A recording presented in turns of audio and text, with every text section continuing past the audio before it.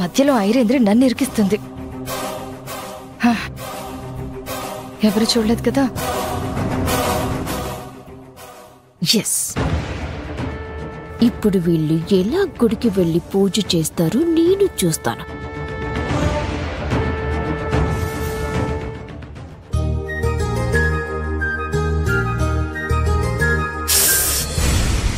అప్పుడే రెడీ అయిపోయావా? నీకోసం కాఫీ తీసుకొస్తానని చెప్పాను కదా.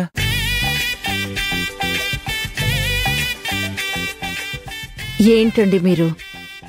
దీక్ష చేస్తున్నా అని చెప్పాను కదా, ఇప్పుడే కాఫీ తాగమంటారేంటి? అది కాదు వేద, నువ్వు ఎంతసేపైనా పూజ చేసుకో, ఏ పురాణమైనా చదువుకో, నేనేం అడ్డు చెప్పను.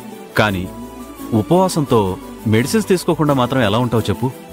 ప్లీజ్ నా మాట విను. లేదండి, నేనే మిమ్మల్ని రిక్వెస్ట్ చేస్తున్నాను. ప్లీజ్ ఈ ఒక్కరోజు నాకు అడ్డు చెప్పకండి. నా మనసుకి నచ్చినట్టు పూజ చేసుకొనివ్వండి. మొండిదాని వేద నువ్వు. సర్లే, నీ ఇష్టం.